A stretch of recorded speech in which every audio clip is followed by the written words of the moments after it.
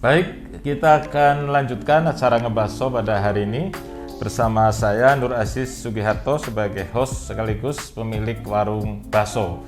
Pada kesempatan hari ini saya sampaikan terima kasih atas peserta yang sudah hadir melalui Zoom. Tercatat sekitar 50 orang peserta yang sudah bergabung.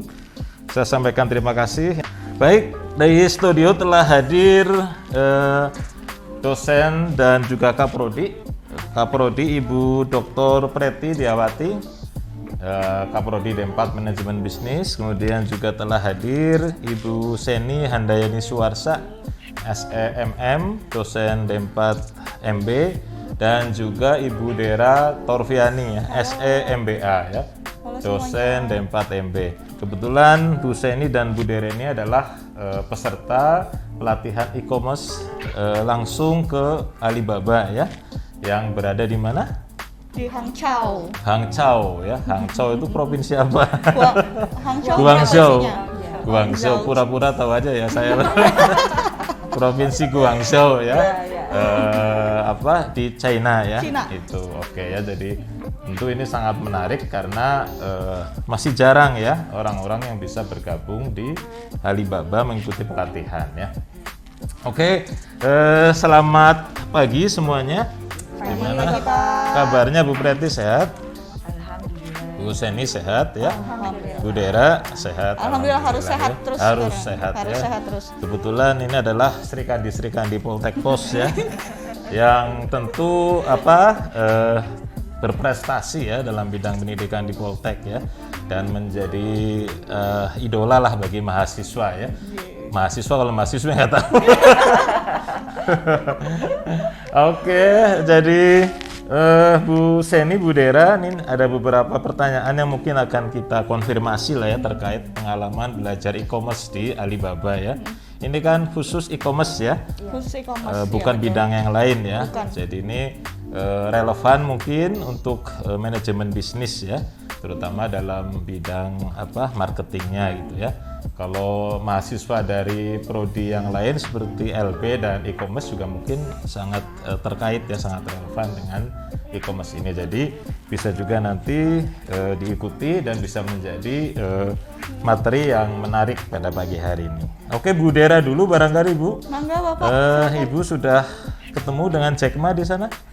Kebetulan ketemu patungnya, Pak. Oh, patungnya. Ini belum, ya. Jadi di sana ada patung Jack Ma gede banget, oh, gitu, ya. Karena Iya, pas iya. Kebetulan kan memang kan beliau sibuk banget ya, Pak, ya. Jadi katanya itu di kantor itu paling sebulan itu maksimal 2-4 kali lah gitu, maksimal tuh 2-4 kali. Jadi itu juga nggak lama, sebagian besar dia keliling dunia kan. Betul, karena memang Alibaba ini kan sudah internasional, ya. Iya. Sahamnya juga sudah sampai ke Amerika, ya. Iya, Jadi sudah perusahaan multinasional, di New York Stock ya. Exchange, ya, betul. Bu, dari sisi nama ini, ya, kan kalau kita sebagai orang awam penasaran kenapa kok dikasih nama Alibaba gitu, ya. Barangkali Bu tahu nggak? Oh, bukan misalnya ginseng gitu, ya. Aneh, ya, kayak ke Arab-Araban gitu, ya. Capcay atau apa kok namanya Alibaba, kan bukan bahasa Cina kan Alibaba, ya. Bukan bahasa Arab, Timur Nah, Tengah itu. justru, ya. Kenapa Jadi dikasih nama memang- itu tuh? Jadi memang Pak Aziz dan teman-teman semuanya ya yang menyaksikan acara ini, Jack Ma itu awalnya mendirikan Alibaba itu memang terinspirasi sama dongeng yang ada di Arab itu, gitu. Kisah Aladin. Ya. Nah, oke. dia nyari nama yang memang nggak Cina. Jadi memang namanya global gitu, ya. Karena tujuan dari awalnya berdiri Alibaba itu memang dia langsung pengen go global gitu, nggak pengen buat di negaranya dia doang gitu. Dia pengen go global, dia cari nama apa sih yang bisa diingat dengan mudah gitu ya sama semua orang di seluruh dunia. Nah, terus terbesitlah nama Alibaba gitu. Nah, selain itu Alibaba tuh kan identik dengan jin lampu tuh Pak ya. Betul. Nah, itu kan kayak semacam keinginan itu bisa dikasih gitu ya, bisa dipenuhi gitu ya. Oh gitu, filosofinya gitu ya. Iya Pak, gitu. Jadi dia pengennya nanti pada saat Alibaba berdiri terus ada itu pengennya bisa melayani seluruh dunia. Ada apa aja yang dibutuhkan itu ada. Jadi semacam jin lampunya di Aladdin aja gitu, seperti itu. Dan memang kan ya lebih mudah diingat daripada misalnya nama-nama yang lain yang misalnya dari Cina misalnya kayak JDID kan, Jiangdong gitu. Lebih susah ya gitu kan ya gitu. Terus Jialing gitu ya, apa susah gitu ya. Itu Wuling apa gitu. Nah, kalau ini kan jadi Alibaba semuanya lebih enak lah gitu ya untuk mengingatnya. Dia bisa gitu ya. Gitu. Jadi visi misinya juga tercapai, dari sisi filosofinya juga sesuai dengan visi misi perusahaan gitu sih. Betul. Jadi saya tuh membaca di YouTube, di Google ya. Ini memang luar biasa ya Jack Ma ini. Barangin kalau dari sejarahnya itu tadinya hanya ber-18 ya. Dia punya teman 17 sama dia.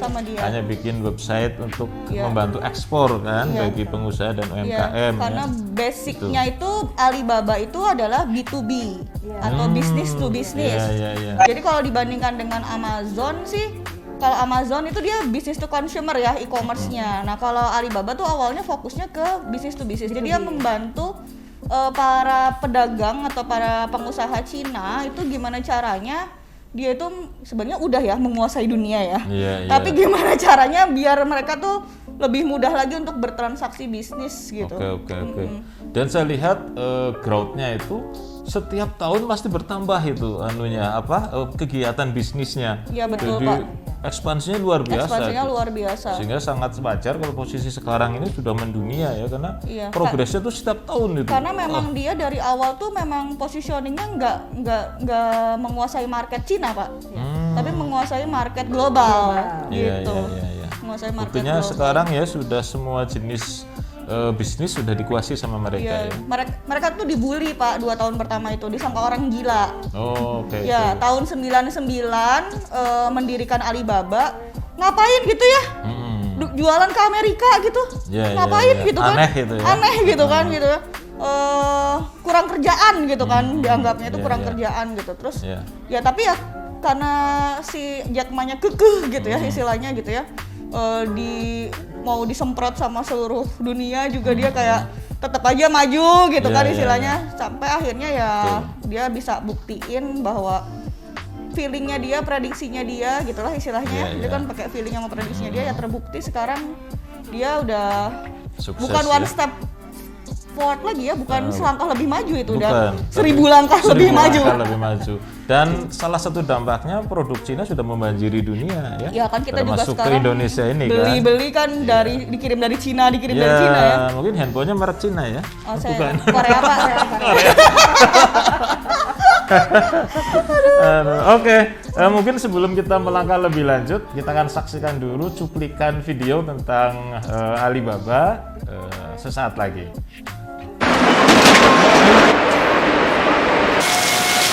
This company packs and delivers 100,000 grocery orders to hungry New Yorkers every week. FreshDirect's process of shipping highly customized grocery boxes straight to customers' doors cuts the grocery supply chain in half. And it all happens from this facility in the Bronx, the size of 11 football fields. We're a super high velocity grocery store, so we're receiving lots of food every day. It's coming in, going right back out. But getting a box like this delivered on time to the right door is a logistical nightmare. When you think about millions of items that are coming in and going out of this building in a single week, there's a lot of complexity around that. Normally, it takes a team of 3,200 people and a sophisticated AI system to get it all done. But by March, the company could barely keep up with a wild spike in orders. In the pandemic, a lot of people just kind of scared to go outside, and we help eliminate the scariness. We visited the FreshDirect facility in early September to see how the company manages on-time delivery in the face of pandemic demand. Today is actually the busiest day we'll have had since January. So as people return to school and people return back home from their vacations from the summer, they tend to stock up heavily. FreshDirect began delivering groceries to New Yorkers back in 2002. At the time, the model was revolutionary. Fresh Direct's supply chain is just 3 steps. From the farm into our building directly to the consumer's house. The new model cuts out 3 to 4 steps from the normal grocery store supply chain. Customers can fill carts and order online or through the app. Just like a regular grocery store, Fresh Direct sells everything from toothpaste and toilet paper to produce, fresh meats, and prepared meals. If you think about a normal produce selection, you might find 200 or 300 different types of produces. We have anywhere from 400 to 600 depending on the time of the year. About 65% of our product is what we consider fresh, be it meat, seafood, or deli, or from our kitchen, or fresh produces and cheeses and such. Today, Fresh Direct sources from over 100 partner farms across the world. All that food comes into Fresh Direct's headquarters here in the Bronx. Today, we have about 120 trucks inbound. Over 1 million pounds of produce come through the receiving area each week. From Hepworth Farms, we're getting everything from these cherry tomatoes that you saw, to these beefsteaks, to these tomatillas. This load of fresh berries will be in the building for less than 24 hours. First, the incoming inventory is checked for quality and quantity, and then put into the tracking system. So you can see he's putting out these labels, and I captured all that information on that barcode. And what happens from here is we're actually directing the food to where it has to go. So in that system, it knows those tomatoes, what place they have to go within the warehouse. Next, the new inventory is moved to all the appropriate fridges or storage areas.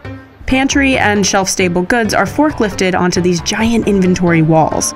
Some goods are moved through this facility in as little as an hour and a half. But you can actually read the dates on those labels, and you'll see they're all about a week or less old. What's insane is the speed at which it moves. Fresh produce ends up in temperature-controlled fridges. There are 38 different temperature zones throughout this facility. For example, bananas, they like about 65 degrees. They like a certain amount of humidity. A traditional grocery store is built with temperatures that make human shoppers happy. You as a consumer could walk into a bricks and mortar grocery store in the middle of the summer in shorts and flip-flops and be totally comfortable. It's not good for the food because it detracts from the shelf life. There's no food on display here. All that food is tucked away on ice in the proper temperature and is only taken out when it's needed. So we just have less waste as opposed to a bricks and mortar store. Fresh Direct says catering to a food's ideal climate extends its shelf life up to 7 days beyond a traditional grocery stores. We have a room that's at 55 degrees for things like tomatoes. We have a room at 45 degrees for things like onions and potatoes. They're like colder temperatures. There's a separate inventory room for meat and even fish. This fish is probably 2 days out of the water, and it's here from Nova Scotia. So our fishermen, they actually go out, these are harpoon-caught swordfish. 368 pounds. Yeah, it's fat. The supply chain has such a tight turnaround that a customer could place an order for a fish in, say, Alaska, and within a day or two it'll be fished out and flown to this facility. There are times where we could sell fish to a consumer 5 days out that's not actually landed in a boat yet. Once all the items are inventoried, they don't sit around long before they're picked up and tugged to one of 12 kitchens. Fruits and veggies for pre-cut packages are chopped in one room. Upstairs, the bakery starts buzzing in the early morning. Downstairs, We could do anywhere from 13 to 18,000 finished goods per day. these chefs make more than 500 different prepared dishes. In the cold room, they're pulling together shrimp cocktails, ravioli, cheese boards, and salads. In the hot room, it's salmon, stews, chicken fingers, and one of the most popular items, rotisserie chicken. Down the hall, fish are filleted. Yeah, Hoovie actually also has some black cod right there, also known as butterfish or sablefish, out of British Columbia. Hoovie, how many years cutting fish? 28 years. On a promo, he'll cut close to 1,000 pounds of fish a day. And here, over 250 cuts of meat are butchered a day. They're sliced right as orders come in to help cut down on food waste. But when COVID-19 hit, meat orders spiked so much, the team had to lessen the variety of meat cuts until they could catch up with the demand. We took a look at that volume and said, okay, these are the steaks that we have the most volume on. These are the steaks that we're going to feature. Once workers finish preparing all the food, the real work begins. Pulling all the items for an order together. The average order Fresh Direct gets is about 30 items, which might not sound like a lot, but On a relatively busy week now, we're delivering to north of 100,000 houses, and if each of those houses has 30 items in their delivery, we're moving 3 million different food items out of, in essence, one mega facility. each order that comes in gets assigned a box. To make sure all 30 items end up in the right box, the company has been perfecting an AI system for nearly 2 decades. The system tracks when each item comes in and the expiration date.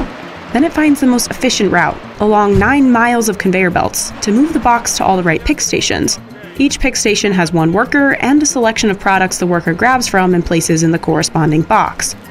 This picker has pantry goods and toiletries at her station. So it tells her what item, she'll scan it, it'll verify it's the right item, she'll confirm that she put it in the customer's bag, and that will go to the next person.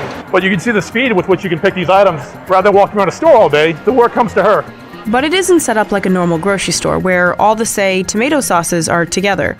To even out the workload, high-ticket items like olive oil are paired with lower-ticket items like organic baby food at one pick station. We call it slotting the building, so the fewer stops that we make in our store with our totes as they go through, the more efficient we can be.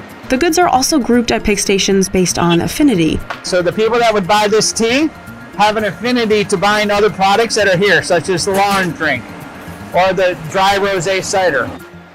After a worker picks the right item, they hit a green button and the order box zooms off to the next station. After visiting sometimes dozens of pick stations, an order can finally be complete.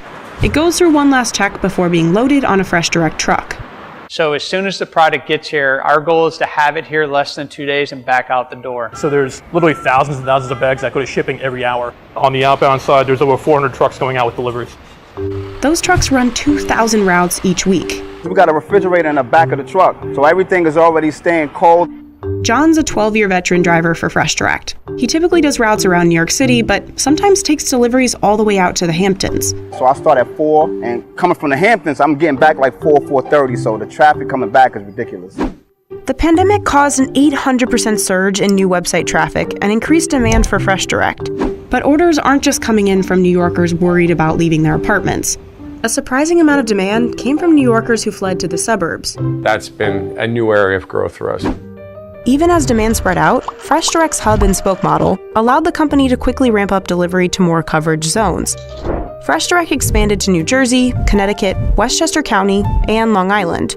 By the end of 2020, the company plans to add 1,000 new workers to match demand. Fresh Direct's success is indicative of a larger trend in shopping habits. In 2019, e-grocers held 3.4% of the grocery market, and in 2020, it's expected to hit 10.2%. Here we are in September, looking at probably the biggest growth we've ever seen. And just each month it gets bigger. And COVID-19 opened up the floodgates for online grocery. And I don't think we'll ever go back.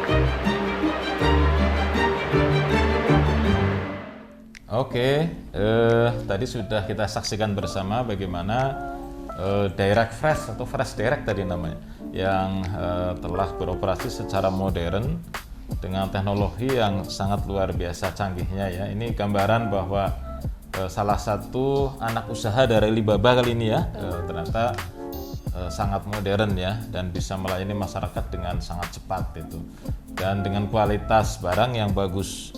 Nah ini Bu Saini barangkali Bu, kalau melihat sosok Alibaba sebagai holding kali ya, holding yang mempunyai banyak anak usaha, kemudian terintegrasi ya, sangat komplit ya, barangkali semuanya ada ya di situ ya, semua bidang ya. Bisa diceritakan nggak barangkali holding ini punya anak usaha apa saja, kemudian bidang usahanya apa gitu ya. Silakan Bu Saini. Oke, jadi tadi seperti di awal sama Bu Dera sudah diceritakan bahwa memang awal mula Alibaba didirikan ini memang tujuannya adalah untuk global. Yeah. Seperti mungkin kalau untuk bisnis globalnya mereka, kita kenal di Indonesia itu ada Alibaba.com, ya Alibaba.com itu memang melayani khusus untuk pasar internasional. Nah, sedangkan untuk pasarnya mereka sendiri di Cina, yang khusus untuk B2B-nya sendiri itu kita ada mengenal namanya 1688.com. Cuman ya memang karena memang pasarnya mereka itu adalah khusus untuk di pasarnya Cina, itu bahasanya semuanya adalah bahasa Cina gitu loh. Tapi memang peruntukannya adalah memang khusus untuk B2B-nya mereka. Sedangkan untuk B2C-nya mereka itu punya yang disebut dengan Taobao. Iya, ada Taobao ya. Jadi seperti marketplace-nya kita kayak Tokopedia, Shopee. Ini belum masuk ke Indonesia ya? Itu udah masuk ke mana-mana gitu. Hanya untuk pasarannya mereka saja. Yang ada di global itu, yang ada di seluruh dunia itu yang kita kenal adalah si Alibaba.com. Nah, kerennya si Alibaba ini, makanya kenapa bisa sampai tadi Pak Ajus bilang setiap tahun pendapatannya terus naik ya, karena memang luar biasa mereka tuh sangat terintegrasi gitu. Jadi mulai dari tadi tadi marketplace-nya mereka punya, mereka layani B2B juga, B2C juga gitu ya. Bahkan mereka itu punya retailnya sendiri gitu, kayak misalkan kalau di kita tuh ada yang disebut dengan apa ya, Shopee Mall, gitu ya, Shopee Mall. Mereka punya ada yang disebut dengan Tmall gitu. Jadi Tmall itu Taobao Mall lah seperti itu ya. Mereka tuh punya sendiri. Dari finance-nya mereka punya unfinance sendiri gitu loh. Terus dari segi apa ya namanya itu untuk AI dan cloud computingnya mereka punya Ali Cloud gitu seperti itu. Jadi memang luar biasa, termasuk juga untuk tadi pendistribusiannya ya, tadi yang di video itu lihat itu si Alibaba itu dia punya ininya sendiri gitu untuk mendistribusikannya, logistiknya, gitu. kurirnya gitu. Ada yang disebut dengan Cainiao logistik gitu loh. Mereka tuh sangat luar biasa. Termasuk mereka tuh memang sudah prepare untuk pasar-pasar cross border gitu, untuk ekspor, impor. Bahkan mereka itu punya satu pilot area yang di satu tempat gitu ya. Saya lupa namanya apa ya Bu Dera ya? Taobao Village. Taobao Village itu village-nya ini yang pilot area-nya yang khusus itu, untuk cross border. Kantor e-commerce pusat yang di Hangzhou-nya. Yang di Hangzhou ya, mereka itu jadi punya pilot area. Jadi mereka itu sebelum si inovasi tentang pengiriman barang untuk cross border, untuk ekspor, diolah di situ dan lain sebagainya itu sebelum di launch itu mereka punya pilotnya dulu gitu di sana. Jadi tentang bagaimana mereka tadi mau mau melakukan ekspor impor, mau di dalam negeri sekalipun gitu dan lain sebagainya, mereka itu memang terintegrasi gitu loh, terintegrasi di sana gitu loh. Dan jadi menjadikan si Hangzhou ini adalah seperti kota e-commerce gitu. Memang kita tahu bahwa Jack Ma itu kan memang berasal dari Hangzhou sana ya. Hangzhou itu kota besar ya? Ya, itu kota keberapa ya? Keempat kalau nggak salah, keempat terbesar gitu ya di Cina. Dan di sana itu memang diperuntukkan memang ya seperti kota e-commerce gitu. Jadi kayak misalkan tadi Taobao Village gitu. Jadi semua barang-barang dan lain sebagainya, si UKM-nya lah kalau gitu ya. Si UKM-nya itu disupport bagaimana caranya ya dikelola sama si Alibaba agar mereka tuh bisa menjadi ya supporting area di e-commerce ekosistem itu gitu. Luar biasa ya. Jadi memang tidak hanya terintegrasi untuk banget. Kalangan UMKM juga ikut digarap ya sama mereka ya. Jadi bukan saja hanya sekedar dari sisi produk-produk besar Alibabanya doang gitu, tapi di backbone belakangnya itu juga memang support semua gitu. Ya, sangat menarik ya. Beruntunglah sudah ke sana ya. Sudah melihat termasuk langsung juga dari segi politik lokasi, segi politik dia tuh bisa mengendalikan kebijakan pemerintah ya. Khususnya yang mungkin yang regional Hangzhou-nya ya. Karena Alibaba juga support ke smart city-nya Hangzhou. Jadi kalau kemarin tuh kita ada istilahnya gini Pak, dia kan punya big data ya, tentang semua hal yang dilakukan gitu ya. Lantasnya dia punya cloud computing cloud computingnya itu kan dia ada big datanya sampai tagline-nya big datanya dia itu tuh we know you better than you. Serem banget kan gitu ya. Serem banget gitu. We know you better than you gitu. Saking ke ya di satu sisi itu menyeramkan ya Pak ya. Lengkapnya data. Karena kita mau gerak dikit, ngapain dikit itu udah CCTV di mana-mana, di-collect datanya dan lain sebagainya ya. Telat sudah bayar kayak malaikat aja ya. Udah kayak udah kayak malaikat pencatat rakit molekul. Gitu. Betul. Tapi ya memang di sisi lain itu diperlukan untuk bisnis development gitu. Seperti itu. Jadi kayak kenapa kita pas ke sana tuh serem banget ini gitu kan. Mau ngapain aja ketahuan. Gitu. We know you better than you, tagline-nya big datanya mereka tuh we know you better than you. Oke, jadi ini Bu Dera ya. Nanti kan kemarin yang berangkat Bu Sini dengan Bu Dera ya. Betul. Nah, gimana tuh Bu Dera ceritanya kok bisa berangkat ke sana itu? Mungkin bisa diceritakan asal usulnya gimana, awal mulanya gimana gitu. Ini tuh kan sebenarnya program dari Kementerian Pendidikan dan Ristekdikti ya, kalau dulu ya Kemenristekdikti gitu. Nah, kalau dari sisi program-program sendiri sebenarnya dari Ristekdikti itu banyak sekali program-program development untuk dosen ya, untuk dosen. Nah, kebetulan si Retooling ini dia muncul gitu program dibuka pendaftaran nih Nah saya diajakin Bu Seni Pak waktu itu, Yeah. ngedadak banget ngajakinnya. Hari Yeah. Kamis hari Rabu ngajakin, hari Selasa ngajakin, hari Kamis deadline.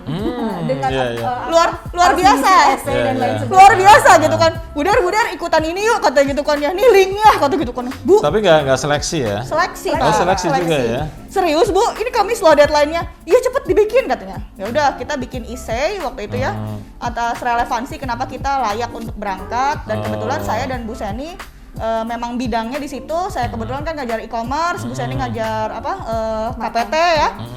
Terus kemudian kita bikin essay gitu kan. Terus kedepannya mau dipakai buat apa hasil kita berangkat ya semacam itu ya, kontribusi ke institusi. Oh, dari yang nyeleksi dari Dikti ya? Dari Dikti, kemudian ada tes seleksi administrasi yang lain kayak harus udah punya paspor, kemudian TOEFL minimal 500 kalau nggak salah waktu itu, karena kita tuh bahasanya ngomong Cina, ditranslate ke Inggris. Oh gitu. Terus kita dengerin translatean bahasa Inggris. Ya, pasti beda ya. Kemudian kita ngerasa ke Indonesia, aduh pusing itu Pak, beneran. Jadi di sana tuh Pak, memang kendalanya itu adalah Bahasa. di bahasa Pak. Jadi di sana tuh sebetulnya materinya bagus-bagus banget, tapi tidak semua si fasilitator, si pemateri Bisa bahasa Inggris. Bisa bahasa Inggris. Oleh sebab itu ada penterjemah gitu loh. Cuman Jadi kan kita beda dengerin ya penterjemah. penterjemah dengan kita mengartikan sendiri gitu. Jadi ya itu tadi gitu loh. Disampaikan bahasa Cina, kita proses kita translate bahasa dulu. Inggris, lalu kita proses bahasa Indonesianya apa gitu Iya, gitu iya, ya. oke. Gitu.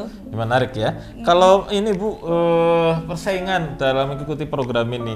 Ya, sebentar dulu. Nama programnya apa ya itu Teh? Nama programnya itu Retooling Vokasi Kementerian Pendidikan dan gitu. Riset Teknologi. Jadi judulnya digital era.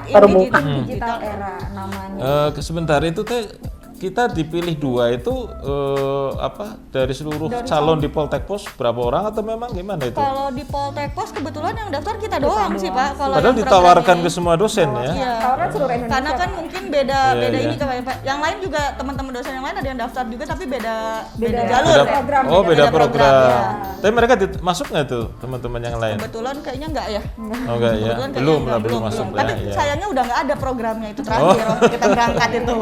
Maksud saya itu kita kan akan jadi universitas ya, logistik dan bisnis internasional kan, ini yang seperti ini sangat penting gitu kan untuk bekal kita nanti ke depan gitu ya. Mungkin misalnya ada pertukaran dosen, pertukaran mahasiswa gitu ya. Sebetulnya waktu acara kegiatan retooling itu kan juga dilakukan setiap tahun ya sama Kementerian Ristek itu setiap tahun. Hanya saja memang terakhir itu di tahun 2019 pada saat Sebelum kita Covid pergi. banget Oh soalnya. iya.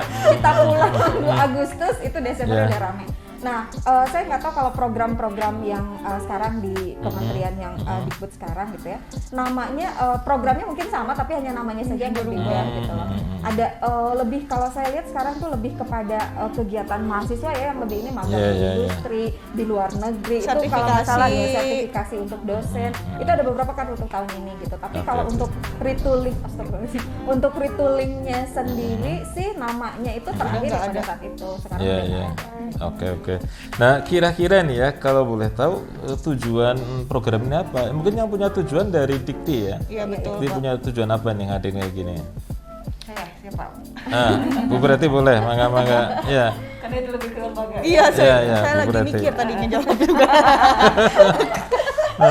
Baik, terima kasih Pak Ajis ya yang sudah mengerem kegiatan ini, dan terima kasih Bu Seni Budera yang sudah berpartisipasi. Artinya sharing dalam kegiatan dari pengalaman ibu-ibu yang sudah merantau jauh ke negeri Cina ya. Carilah ilmu Sampai ke negeri Cina. Cina. Itulah ya yang harus kita miliki itu. Iya, Nah, iya. tagline-nya kalau kita mah apa istilahnya Bu Sen? Itu Quote Bu sekarang mah namanya. Itu hadis itu. Hadis, betul, Oh, ya. sama negeri Cina. Jadi waktu itu memang Bu Seni dan Bu Dera ngobrol ke saya ya, kebetulan saya udah naik jadi Kaprodi saat itu tahun 2019.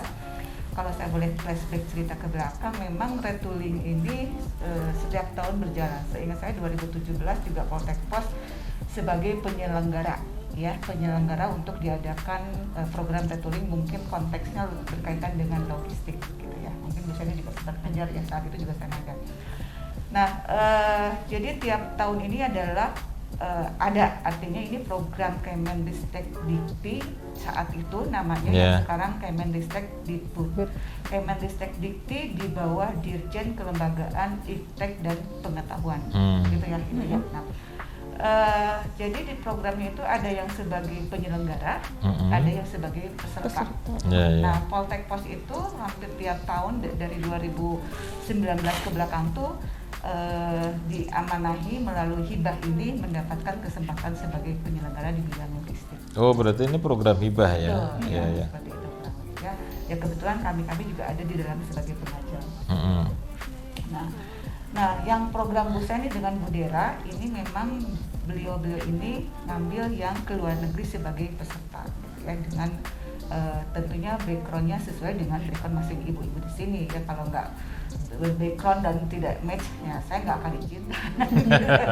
Mesti mau jalan-jalan aja kan nggak boleh ya, artinya. Karena kan ada juga belum tentu lulus seleksi. LG kan ya.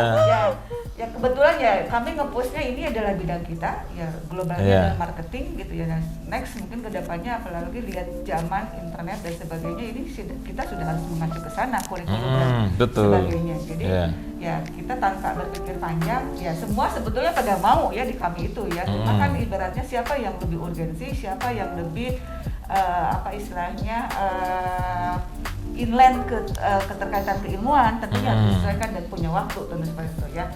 Kita apply semuanya, mangga kita lihat aja siapa yang istilahnya mundur teratur, ingat nggak Bu Seni, Bu Dera gitu ya.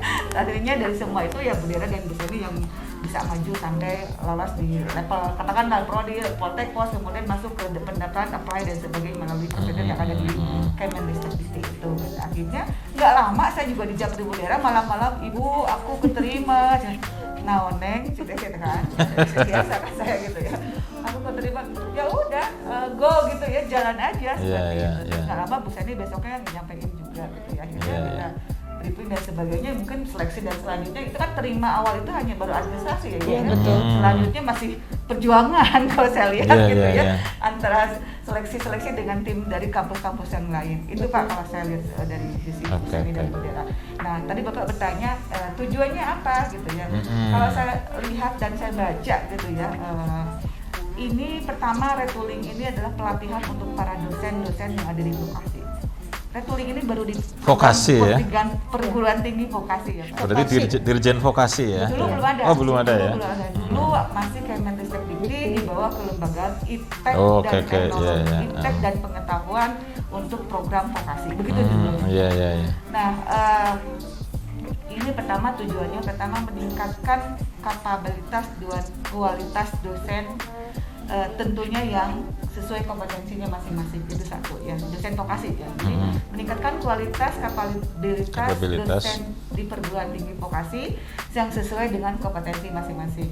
Kedua, meningkatkan kualitas perguruan tinggi dalam menghadapi atau dalam menjalankan di era globalisasi. Ketiga, di sini saya melihatnya dan memang saya baca juga di Kemendikbud di waktu itu untuk meningkatkan lulusan alumni dalam menghadapi dunia kerja global ya. Kemudian yang keempat ya, untuk mendorong menciptakan ya secara spesifikasi program di kampus masing-masing seperti itu. Nah, keempat poin ini yang harus kita support ya, salah satunya dengan melakukan ya ikutan training yang sesuai dengan kompetensinya baik dari sisi dosennya ataupun dari perguruan tingginya. Jadi dari situ membaca deskripsinya ya, kalau saya lihat ya bagus, yang penting ibu-ibu sih ya lahir batin mau ke Cina karena sebulan ya Bu ya, karena sebulan ini bukan kan ngomong gini kan, ini bukan jalan-jalan loh ibu, pulang Anda harus nggak sempet juga jalan-jalan mah kan gitu. Saya agak galak gitu ya, ini bukan jalan-jalan loh ibu-ibu, ini pulang harus menghasilkan ya. Terlepas nanti ya di luar itu berjalan-jalan mangga penting hasilkan gitu kan, kurang lebih begitu. Jadi memang bagus sih program ini, cuma yang mungkin karena beralih nama kementerian ya, artinya sekarang jadi Kemendikbud ya, dan ada programnya pandemi pun mungkin ke bawahnya berbeda ya. Mungkin tadi yang disampaikan di Bu Dera ya lebih kepada ya banyak program MBKM ini ya, kampus merdeka dengan nama-nama yang berbeda. Sebetulnya mungkin kontennya sama ya. Lain yang memiliki, lain yang memimpin, program juga menyesuaikan seperti itu. Kurang lebih gitu ya. Ya, kalau saya melihat Alibaba ya Bu Dera, mungkin pernah lihat buku di meja saya ada buku si Jack Ma ya. Jadi Jadi memang aku juga secara pribadi senang baca-baca dia gitu loh. Pas dia, si ibu punya buku, iya saya udah baca duluan, Neng makanya kasih langsung kan gitu. Nah kurang lebih seperti ini memang ya cerita Alibaba dari lampu jin tuh saya jadi bener ternyata yang saya baca gitu tadi sampai ngulang-ngulang. Saya juga bacanya begitu di buku si Jack gitu ya. Iya dia terinspirasi gitu jadi langsung kayak mimpi dia tuh ceritanya tuh betul nggak sih? Iya. Mimpi dulu besar bukan gitu ya. Terus dia mengorak mimpi itu menjadi sebuah kenyataan step by step kalau saya gitu baca di bukunya. Jadi bener ya Alibaba tuh ya cerita si Budera juga saya yang baca gitu. Itu Pak Ajis kalau saya dapat. Terima kasih Ibu sudah melaksanakan tugasnya dan kembali dan mungkin nanti sebetulnya udah terimplementasi di mata kuliah. Sudah sangat apa yang mereka ajarkan juga dan Budera ya kontennya di e-commerce. Saya ini di KPT ya, istilahnya KPT komunikasi terpadu atau integrated communication ya seperti itu. Ya sesuai dengan basicnya lah Pak. Artinya untuk berkaitan dengan kurikulum, implementasi di kampus, di prodi ya sudah terintegrasi, sudah disampaikan. Apalagi learning outcome dari kami adalah ya selain entrepreneur, di mana entrepreneur disupport juga oleh marketingnya ya. Sekarang kita ketahui marketing itu banyak toolsnya ya untuk mencapai suksesnya sebuah usaha dengan menggunakan marketing. Salah satunya adalah e-commerce ini. Baik, makasih Bu. Selanjutnya ini masuk ke materi pelatihan barangkali ya. Kita kan ingin tahu nih materi pelatihan apa saja yang dipelajari di sana, kemudian mungkin juga sistem pembelajarannya seperti apa ya. Kemudian mungkin juga dosen-dosen atau pelatihnya atau fasilitatornya seperti apa ya. Silahkan Bu Seni. Oke, jadi di sana tuh kita 1 bulan Pak, 1 bulan kurang lebih 4 minggu ya. Di dalam 1 minggunya itu kita dibagi menjadi 2 materi. Jadi kurang lebih selama 1 bulan atau 4 minggu itu kita ada 8 materi Pak. Jadi di minggu pertama dan kedua itu kita belum ngapa-ngapain itu dalam arti kata ya mereka masih menceritakan tentang si e-commerce ekosistemnya di Cina gitu.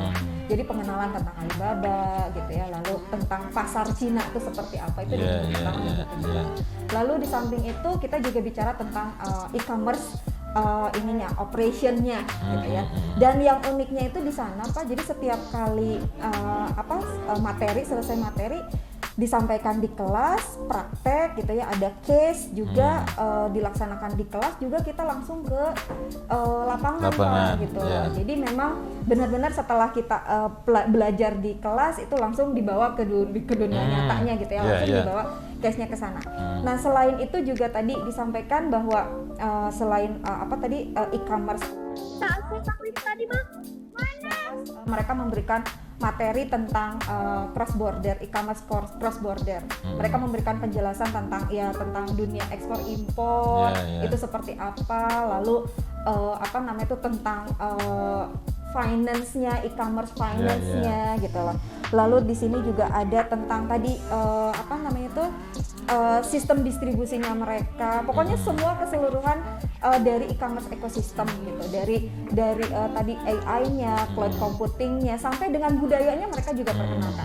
Jadi yang uniknya itu di sana itu adalah pada saat di minggu-minggu terakhir kita mau pulang itu kita belajar tentang budaya mereka gitu ya. Kita dibawa ke namanya itu sisi Waterland kalau nggak salah Waterland. Jadi seperti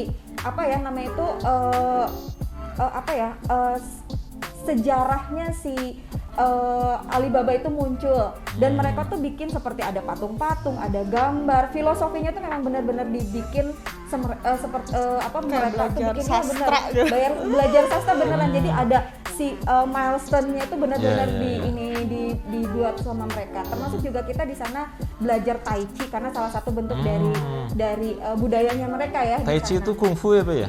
Bukan ya? Tai Chi. Beda Pak. Tai Chi master. Olahraga pernapasan. Oh pernapasan ya? Iya olahraga pernapasan ya. Oh gitu. Iya Tai Chi. Iya betul. Olahraga pernapasan. Itu kita itu lagi fitness waktu itu tuh ada belajar Tai Chi Bu itu. Belajar Tai Chi itu salah satu bentuk dari langsung dipraktekin.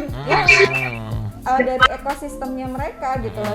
Dan memang kita memang di sana tuh kan padat banget Pak, dari jam 9 kita mulai sampai dengan terakhir itu jam 17.30 ya kita baru nyampe hotel tuh jam malam Iya, jam 8 enggak setiap hari. Dan itu ada tugas loh. Ada tugas lagi. Pokoknya nggak dikasih kendor, nggak dikasih kendor aja.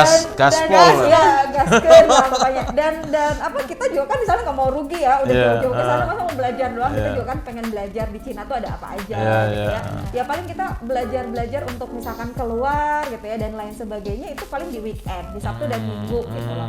Tapi memang gitu loh, di samping itu pun selain kegiatan pribadi kita di luar pembelajaran, mereka itu sering bawa-bawa kita ke misalkan ke Timo gitu ya, ke Hema gitu, kayak mall supermarketnya mereka lah gitu ya. Tapi belajar Pak ke sana. Tapi belajar gitu. Jadi langsung lihat case-case-nya gitu. Termasuk ada museum cloud gitu di sana. Jadi memang jalan-jalannya gitulah. Iya. Ke mall, lihat robot gitu dan ke mall itu bukan belanja gitu, karena ada Alibaba kan dia punya bisnis model baru namanya New Retail Business Model. Dia aplikasiin di segmen bisnis offline-nya dia. Jadi ada dia punya Ali Mall, punya supermarket ya. Terus ada Insen ya Bu ya namanya. Insen. Nah, itu kita ke sana tuh bukan belanja tapi ini adalah aplikasi teknologi Alibaba di sini gini. Jadi gitu. Gitu. Jadi nggak pernah alhamdulillah sih 30 hari itu padat banget, daging banget lah kalau zaman sekarang mah ya, daging banget gitu, nggak ada lemaknya, nggak ada kaleng-kalengnya gitu. Oke ya, jadi nanti kita ada kesempatan untuk di forum tanya jawab, jadi nanti peserta bisa mengajukan pertanyaan ya. Tapi sebelum itu ada satu pertanyaan ya. Kira-kira manfaatnya apa Bu yang dirasakan para peserta setelah ikut pelatihan kemarin Bu Seni, Bu Daira? Ada manfaat khusus yang dirasakan nggak? Banyak ya? Tadi yang disampaikan Bu Preti itu udah manfaat semua Pak. Dan semua, yang paling utama itu kita pulang ke sana dapat proposal disertasi ya. Alhamdulillah. Dapat proposal disertasi, dapat ide ya, untuk. Kalau saya udah jadi penelitian 2, terus gitu udah gitu udah jadi materi mengajar selama 2 tahun terakhir anak-anak gitu udah saya sampaikan. Materi mengajar itu nanti dan jadi buku Pak, on the way. Oh, on the way lagi bikin buku kan. Wajib Pak, nanti ditagih ke Prodi ini. Aduh, Bu. Lagi bikin buku. Oke, berarti sangat bagus ya, manfaatnya banyak sekali. Oke, kita sebelum berakhir mungkin sekitar 10 menit lagi kita akan akhiri acara ini. Kita beri kesempatan kepada peserta ya, silahkan untuk mengajukan pertanyaan, bisa dengan raise hand atau mungkin langsung ya dibuka mic-nya, unmute, kemudian bisa mengajukan pertanyaan. Bisa ke Bu Preti, bisa ke Bu Seni atau ke Bu Dera, silahkan. Pak, saya izin bertanya. Ya, dari siapa disebutkan namanya? Dari Riyama, dari D3MB3A. Oh ya, silahkan. Riyama ya. Ya, Riyama Pak. Begini, saya ingin bertanya kepada Ibu Dara dan Bu Seni. Kedua beliau kan sudah melihat bagaimana perkembangannya dari Alibaba sendiri, melihatlah bagaimana inovasinya. Nah, tidakkah kemungkinan bahwa Indonesia bisa menyerupai kayak menciptakan platform seperti inovasi gitu, menyerupai Alibaba gitu? Bisa nggak dibuat Indonesia kayak Alibaba itu, seperti itu Pak, kayak atau hanya menyerupai atau bagaimanapun, atau platform khusus untuk bisa menyeimbangi di pangsa internasional nantinya. Udah, gitu aja. Iya Pak, terima kasih ya. Ini pertanyaan yang bagus sekali. Kebetulan ingin saya tanyakan tadinya, tapi karena ini sudah ditanyakan oleh mahasiswa, ya udah nggak langsung dijawab aja. Silahkan Bu Seni atau Bu Dera, mangga. Harus bisa ya, harus bisa. Cuman memang ya itu tadi gitu loh. Kita sanggup nggak? Karena bukan hanya sekedar dari kita punya platform, kita bikin platform, tapi juga kan maintenance-nya. Di samping maintenance-nya juga kan suatu kelebihan dari Alibaba itu adalah dia dari segi integrasinya ya yang kuat. Jadi semuanya itu memang sudah dibikin di root-nya itu oleh satu, terus mereka bikin si guritanya tuh banyak gitu loh. Sehingga memang jadinya kuat gitu loh. Nah kalau misalkan Indonesia bisa ya harusnya sih bisa gitu loh. Dan yang jangan lupa itu pemodalnya, investornya itu luar biasa ya. Saya lihat, gede banget investornya itu. Kan awal mulanya juga Jack Ma tidak semerta-merta ujub-ujub jadi seperti sekarang kan. Enggak. Tadi 2 tahun itu dibully dulu gitu, seperti itu ya. Sampai dengan akhirnya ya ternyata bisa dibuktikan gitu loh. Cuman ya memang kalau Indonesia mau punya platform e-commerce seperti itu, semuanya ya harus mensupport gitu, nggak bisa hanya kalau masing-masing kayaknya agak berat ya Pak ya. Tapi kita harus bikin suatu sistem e-commerce ekosistem yang memang terintegrasi kuat dari segala halnya, bukan hanya dari segi pemodalan ya investasinya, tetapi juga harus kuat dari segi dukungan dari pemerintahnya, dari hukumnya gitu loh. Ya jadi memang lingkungannya juga memang harus mensupport ke sana gitu. Dan ada Ibu ya, sosok pemimpin yang juga ya. Betul, yang seperti Jack Ma itu ya. Kan Indonesia juga termasuk salah satu negara yang jumlah penduduknya besar kan gitu. Jadi dan terkenal cukup konsumtif ya gitu. Jadi sebetulnya untuk pasarnya sendiri, untuk penggunanya sendiri itu sebetulnya udah banyak. UKM di kita pun kan sebetulnya sudah cukup berkembang gitu. Sehingga ya bisa sih betulnya, cuman ya itu tadi lah dari segi supporting gitu ya, lingkungan untuk si e-commerce-nya sendiri memang harus support, nggak bisa berdiri sendiri gitu, nggak bisa, harus support. Bila perlu merger ya Bu ya di Indonesia beberapa e-commerce itu ya. Betul. Kalau dari saya sih ngelihatnya lebih ke ini ya, kalau infrastruktur, teknologi dan lain sebagainya kan sebenarnya sekarang sudah tersedia ya Pak ya. Mungkin yang kurang adalah mental dari SDM-nya justru. Kita punya nggak sih orang kayak Jack Ma di Indonesia gitu ya? Orang yang rela dibully, rela walaupun kalau ngomongin kata terlambat sih kita realistis ya Pak ya. Dia mulainya 1999 gitu. Ini udah tahun 2001 gitu ya. Ini udah tahun 2001, jadi telatnya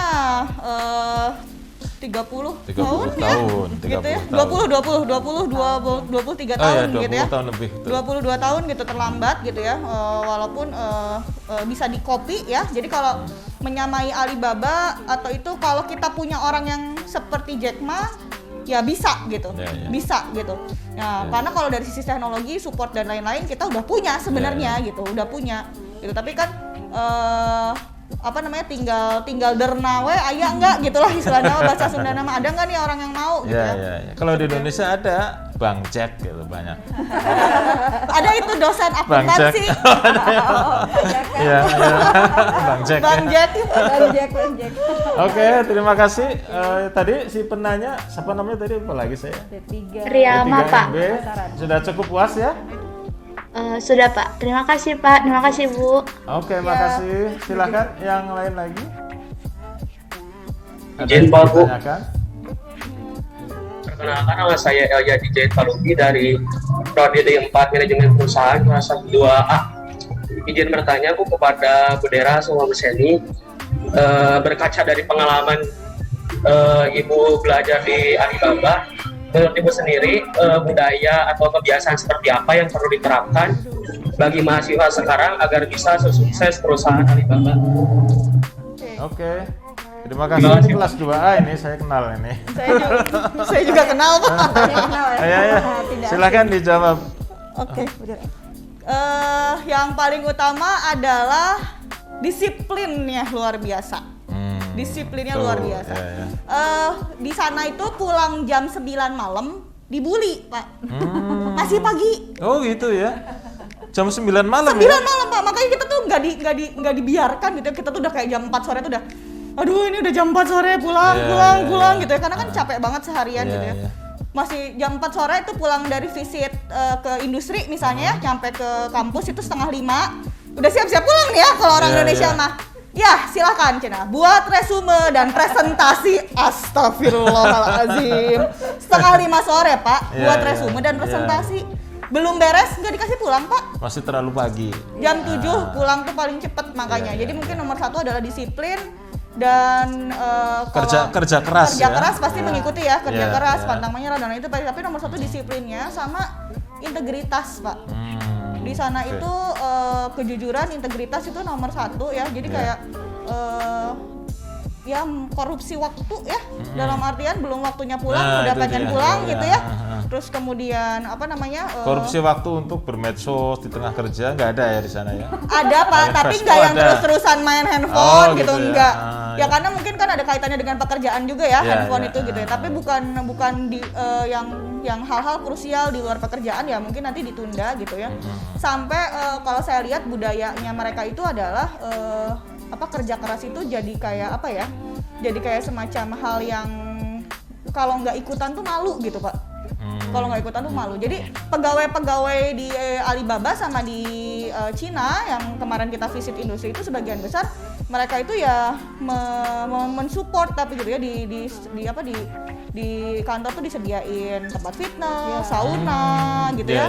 Terus udah gitu tempat makan yang enak-enak gitu ya, gajinya gede gitu ya. Tapi dia minta mereka tuh minta hidup kita tuh lahir batin gitu. Iya. Gitu. Jadi kerjanya full tapi fasilitas juga full. Iya, gitu jadi ya. Ya ada konsekuensinya gitu ya. Memang ada beberapa saya kenalan kita Bu ya memilih untuk tidak seperti itu gitu. Akhirnya dia kayak saya nggak punya waktu untuk keluarga dan lain sebagainya gitu ya. Karena pilihan ya hitungannya apa ya gitu betul. ya. Itu mah pilihan tapi dia dengan dia nggak suka tuh dia nggak berarti dia jadi malas-malasan kerja gitu. Jadi tetap disiplinnya itu tetap disiplin nomor satu. Dan manajemen waktu ya. Manajemen waktu ya. Intinya mas sama lah ya.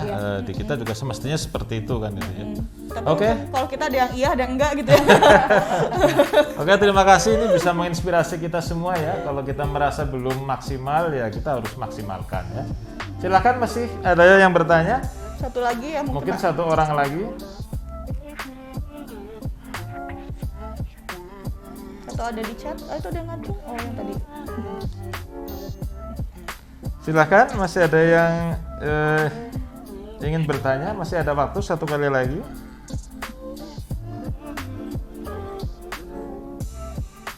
Di chat ada peserta 65 orang ya. Sebentar.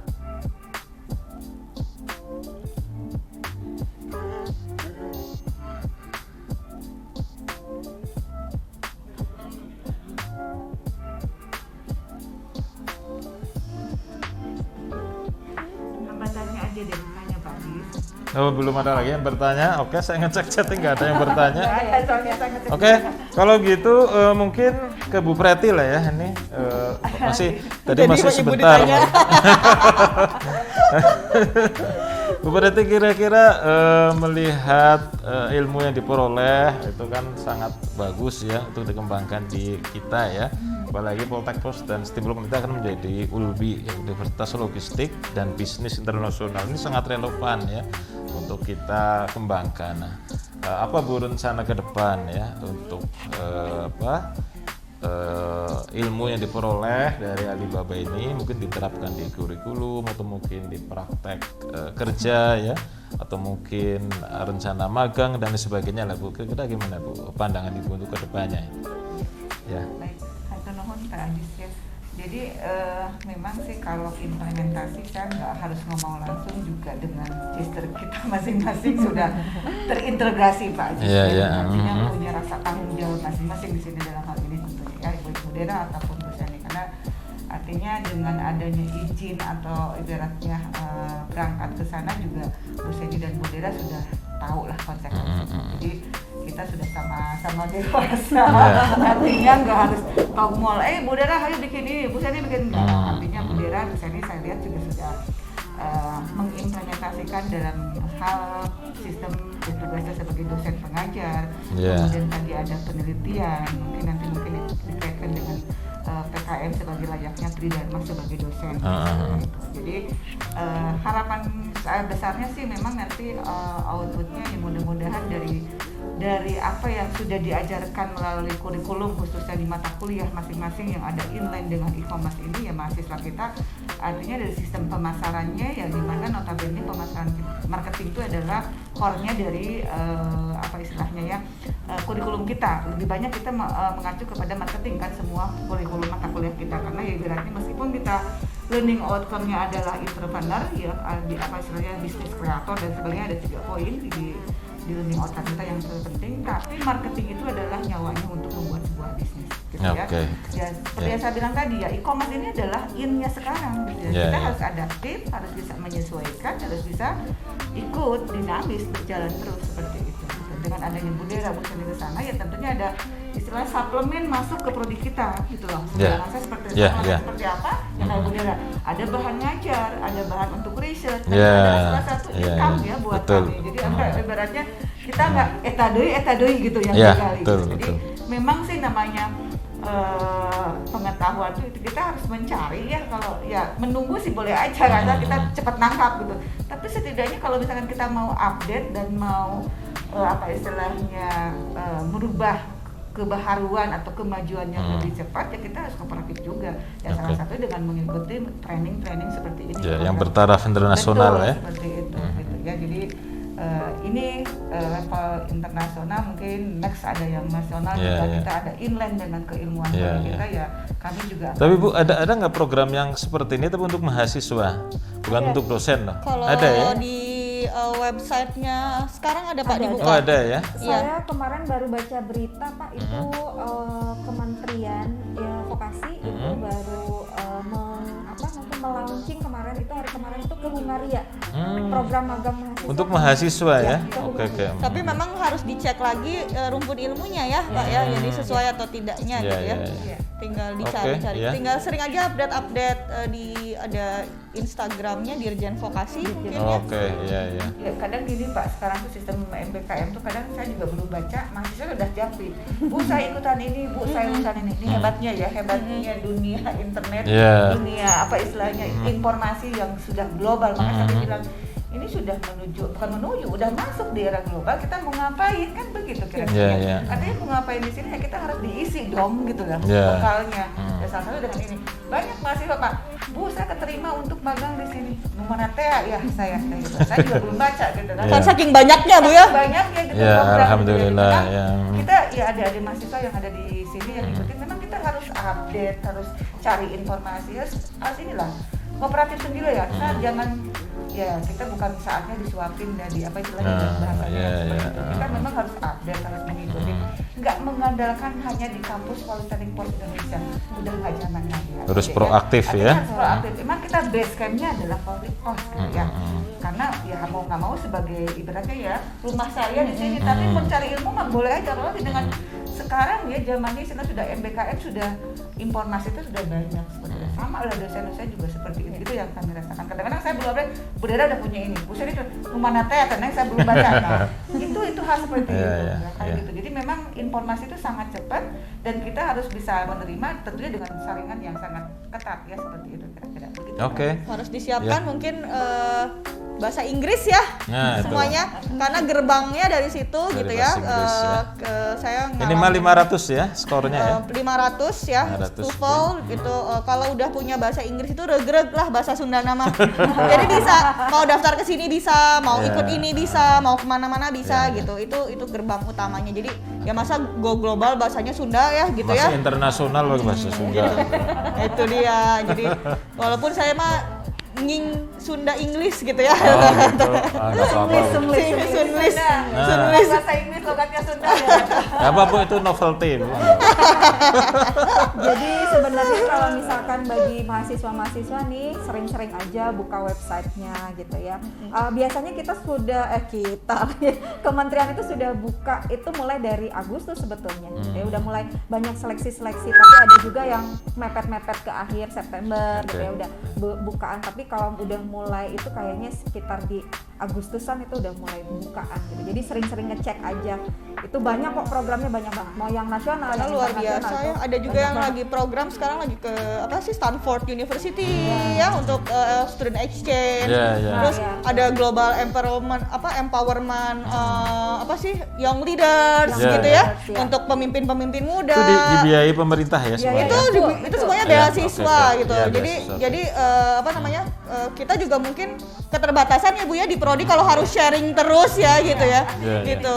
Ada Pak Aziz gini ya. Program udah di mana kita baru tahu. Jadi artinya Mas ya kemarin dulu saya bisa dikonversi ya. Bentar dulu ya. Ibu baca dulu deskripsinya apa gitu ya. Memang dari kampus itu kan kembali ke prodinya gitu ya. Tapi prodi juga harus punya dasar gitu ya. Ada yang jadi kebijakannya bahwa ini bisa diakomodir, bisa dikonversi. Ada beberapa hal yang depending Pak gitu ya. Nah ini yang mungkin harus disinergiskan antara di internal dengan yang di luar sana yang sudah begitu luas berkembang ya. Seperti itu berkembangnya. Jadi adik-adik makanya nanti kalau ada info gitu ya boleh disounding ke prodi, yang prodi mungkin nanti bisa meramu atau istilahnya mengambil kebijakan yang sekiranya itu boleh diambil, itu boleh tidak. Artinya kita disesuaikan. Check and recheck. Artinya yang kembali tadi dikatakan ya harus ini banyak informasi, ini banyak kesempatan dan peluang, tapi kita juga harus filter diri gitu loh. Sekiranya ini pas nggak buat saya. Betul. Kalau hanya ikut-ikutan teman saya juga ikut Bu, di kampus itu juga dibolehkan. Nah kita flashback apakah sesuai nggak dengan based on kita atau background kita atau tujuan kita utama apa sebetulnya gitu kan. Seperti itu kita harus match seperti itu kurang lebih. Jadi ikut-ikutan banyak seperti itu Pak Ajis. Kadang-kadang saya juga anaknya udah daftar, udah lulus antara senang dan tidak senang. Bingung gitu ya. Saya kan ya udah selamat ya, berjuang hampa gitu kan. Udah selamat. Hampa kenapa? Karena nanti ini kedepannya harus diapain ya anaknya.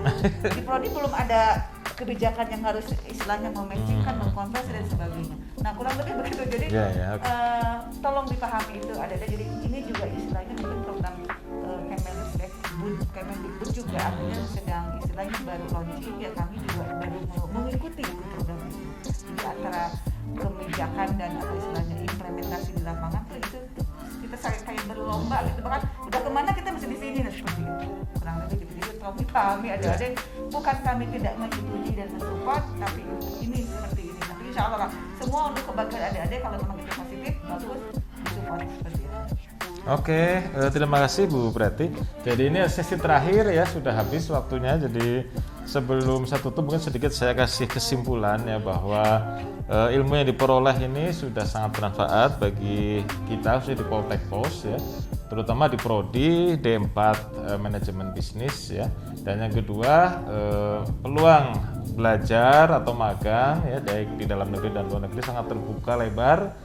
Silahkan dimanfaatkan dengan sebaik-baiknya ya, dengan cara proaktif ya untuk mencari informasi baik di media sosial, media cetak maupun di media elektronik ya, jadi sangat banyak. Oke, mungkin itu pertemuan kita hari ini. Sebelum saya tutup seperti biasa saya ingin menyampaikan permintaan agar mengucapkan 3 kata tentang Poltek Pos ya. Dimulai dari Bu Dera dulu. Apa Bu Dera? 3 kata menggambarkan Poltek Pos dengan 3 kata. Ayo. Poltek Pos itu vokasi, logistik, global. Vokasi, logistik, global. Oke, ya. Bu Seni mikir dulu. Mikir dulu. Pertanyaan kejutan. Ini ya. Oke. 3 kata tentang vokasi, tentang Poltek Pos. Poltek Pos. Be creative, be different, and get success. Nah. Itu prodi. Bu Preti udah kehabisan informasi ini. Saya punya sendiri tapi kemarin udah masa itu lagi Pak. Oh ya, nggak apa-apa Bu, nggak apa-apa. Lupa kan yang kemarin. Kalau saya orange ya. Orange. Orange yang warna-warni cerah ya. Malam hari pun kelihatan tuh orange. Iya. Kemudian usaha, bisnis, orange, bisnis. Kemudian Sukses. Oke. Bisa aja ya Bu Preti. Oke, terima kasih saya sampaikan kepada Bu Preti, Bu Seni dan Bu Dera yang sudah menghadiri acara kita hari ini. Mudah-mudahan bermanfaat, dan kepada hadirin semua yang sudah bergabung saya sampaikan terima kasih. Kurang lebihnya mohon maaf. Bila taufik wal hidayah. Assalamualaikum warahmatullahi wabarakatuh. Waalaikumsalam warahmatullahi wabarakatuh. Makasih semuanya udah datang dan nonton.